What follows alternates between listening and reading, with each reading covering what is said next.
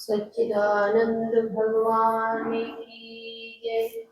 सर्वमंगल मांगल्ये शिवे सर्वार्थ साधिके शरणे त्र्यंबके गौरी नारायणी नमोस्तुते।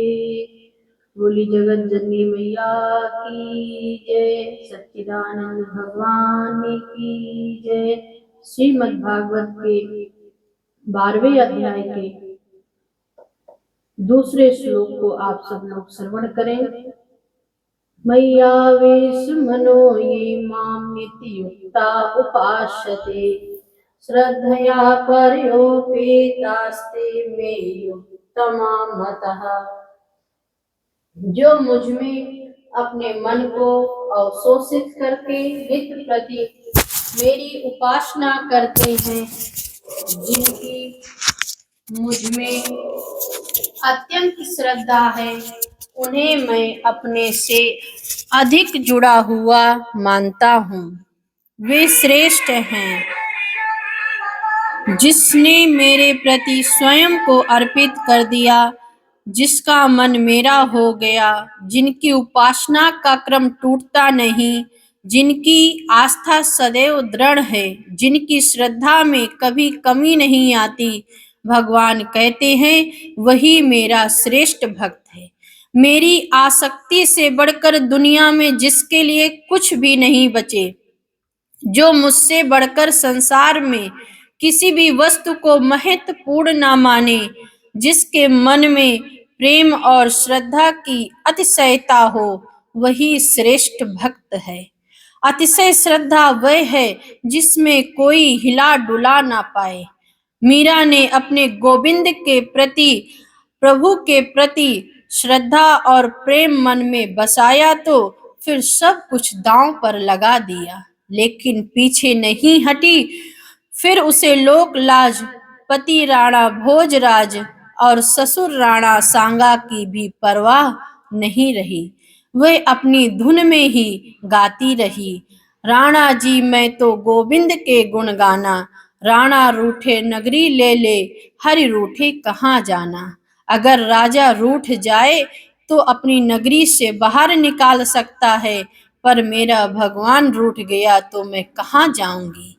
ऐसा अगाध श्रद्धा और दृढ़ विश्वास जिसके मन में है, वही श्रेष्ठ भक्त है।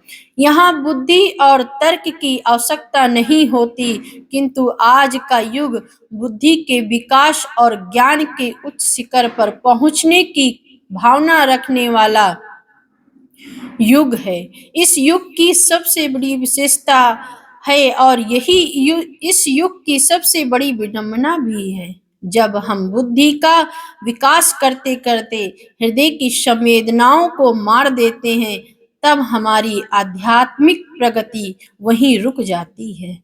बहुत बुद्धिवादी बनने का परिणाम यह हुआ कि हम तनावग्रस्त रहने लगे। परमात्मा ने अगर बुद्धि दी है तो हृदय भी दिया है। हृदय में भी भावनाएं हैं, बुद्धि में विचार है। दोनों के समुचित तालमेल से ही जीवन सुखी होता है। बुद्धि पिता है, हृदय माँ है। इंसान को दोनों की छाया की आवश्यकता है। ज्ञान योग बुद्धि प्रधान है और भक्ति योग हृदय प्रधान है। परमात्मा ने बुद्धि के साथ साथ हृदय भी दिया है। बुद्धि में विचार करने की शक्ति के साथ यदि हृदय की भावनाओं की संवेदना न हो तो व्यक्ति केवल बुद्धिवादी होकर नीरस हो जाएगा। बुद्धि के साथ हृदय की भावनाओं का योग होने से सरसता उत्पन्न होती है, परंतु ज्ञान चक्षु की आवश्यकता बनी रहती है। संसार एक पक्ष बुद्धि से संचालित होता है और दूसरा पक्ष हृदय से। हम विचार करके देखें तो माता पिता अपने बच्चे को फर्ज समझकर नहीं पालते, बल्कि हृदय के संपूर्ण स्नेह के साथ उनका लालन पालन करते हैं। अपने प्राण, मन, दिल, दिमाग, वैभव, अपना सर्वस्व वे अपने बच्चों पर निछावर कर देते हैं। माँ अपने बच्चे की खुशी में ही खुश होती है, उसकी ममता कभी विचलित नहीं होती, लेकिन बुद्धि कभी-कभी विचलित कर देती है। इसीलिए ज्ञानवादी कभी-कभी विचलित हो जाते हैं, पर श्रद्धावान कभी विचलित नहीं होते। मनुष्य की श्रद्धा विचलित न हो, इसीलिए उसने कोई न कोई प्रतीक अपने सामने रख लिया। इसके बिना उसका काम नहीं चलता, और कुछ नहीं तो प्रकाश रख लेगा, चाहे दिया जलाए या हवन कुंड में अग्नि जलाए। अंदर भी एक ज्योति जल रही है, प्रकाश जल रहा है। प्रकाश के ये सारे स्वरूप जड़ ही तो हैं। फिर क्या करे इंसान, इस मूर्त संसार में रहता है, मूर्त को ही देखता है, मूर्त संसार की ही कल्पनाएं मन में बैठी हुई हैं, तो अंत में मूर्त को ही मान लेता है।